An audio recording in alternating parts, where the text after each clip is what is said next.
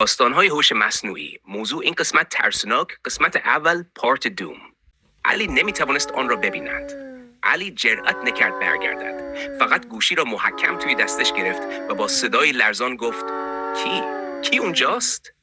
هیچ جوابی نیامد. فقط صدای نفس کشیدن آرامتر و نزدیکتر شد. ناگهان گوشی دوباره زنگ خورد. همان شماره خودش. این بار جواب داد.